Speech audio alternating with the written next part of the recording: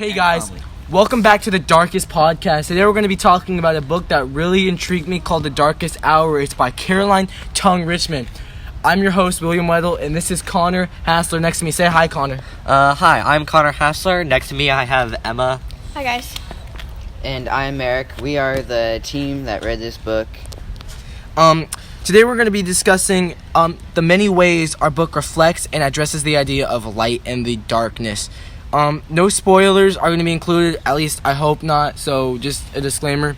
The book titled The Darkest Hour is all about the missions of covert ops and their mission of taking down the Nazis. They almost get caught multiple times and go on many life-threatening missions. It starts out as Lucy goes on her first mission alone and fails miserably.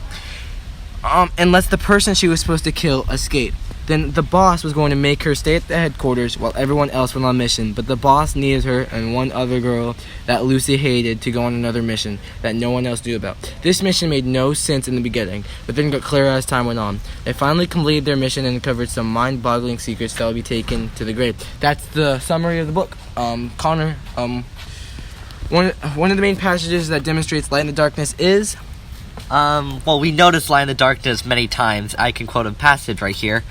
And from the book it says, "I'm not sure how much time has passed when I wake up again. All I know is that I'm still in the same room with my arms and legs strapped like before. And I want to weep because I was so sure the serum would have killed me. How much more can my body take before it gives in? Lucy, I go still. Hope blasts through my heart when I see her at the foot of my cot. Sabine, I croak out, it's me. She steps towards me." That shows light in the darkness because Lucine, in a time of need, can find someone who she can rely on and hopefully continue on from there.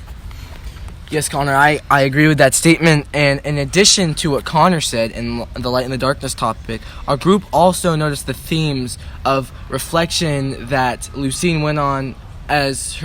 She went on the mission, she reflected on her dead brother Theo, and it motivated her to continue on with the journey and defeat the Nazis because she wanted to get justice. There has been so many times throughout the book where Lucy looks back on the past to Theo. She remembers him in many ways and always wants to make him proud. For example, even on the first page of the entire book, all she wants to do is make him proud. But I quote from the book, "But I'll tarnish my soul if that means smashing the Nazis under my boot. I owe that to Theo, don't I?" And she does this a lot more, but another very significant time is when they are about to end their mission by blowing up the laboratory and trying to escape beforehand. "But even if I don't make it out," I quote from the book, "but even if I don't make it out, if this whole building collapses on me, I'm going to make Theo proud." That is on page 201. Other things we wondered or discussed in the group were... How was the character changed from the beginning of the novel? What do you think, Will? I think the character has changed from being used to killing people and traveling around Europe. She has gained more confidence than she had at the starting of the book. What is the theme of the story? I've noticed the theme of the story is that Lucine is from America. She moves to Europe to become a secret spy with covert ops. That's who she kind of works for. And she kind of gets this information out of her enemies. She kind of is just a spy. Those people are, they're trying to go in against the Nazis, normal World War II stuff. I agree with that because as Lucy goes on, I don't want to give any spoilers, but she goes to London, she goes to France, she meets with Nazi head of the Nazis, a couple of them, Nazi officials, if we're talking about specifically. She meets up with them. Some of them find out that she is part of the covert ops, and some people find her suspicious, but she gets the information out of that, and that's what's important to her in the war effort. Connor, after reading this book, our group recommends this book because it really brings a lot of light in the darkness themes. It is really dark, but it's needed for this time of war. What do you think about this book, Connor? We've seen the theme light in the darkness many times, especially with her friends. Lucine build with her friends that she meets, even random strangers that she meets. It does slowly start to build her character, and it shows light in the darkness with how she relies with them and trusts them. Yeah, I feel like Connor has a good point. I agree with him of everything he says. I do agree that I want to say something about light in the darkness is Lucy can really see that even if blowing up herself for the war effort, even if killing herself for the war effort will bring a good cause, she's willing to do it. And she's willing to do it for Theo, who sacrificed himself for the war effort too. And I feel like Lucine just hates the Nazi party, and she could see through a dark tunnel what the effort will do if she becomes a main part in that. Connor, what do you think? Yeah, I noticed that Theo also played a big part in the role, especially with the amount of letters we get from him. Lucy has been shown to talk to Theo many times.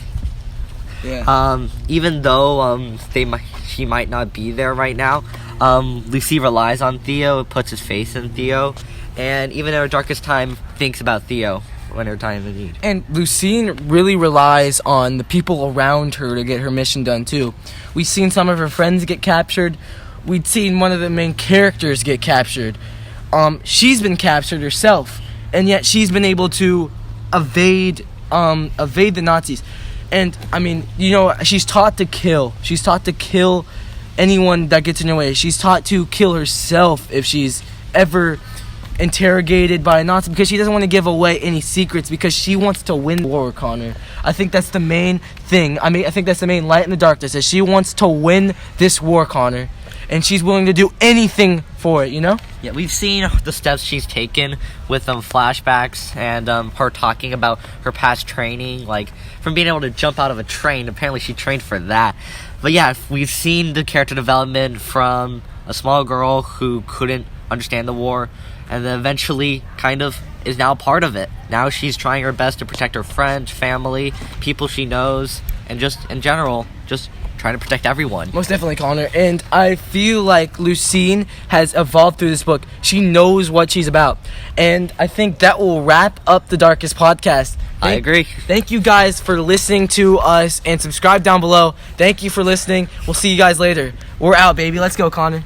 That's a great book, by the way. Okay.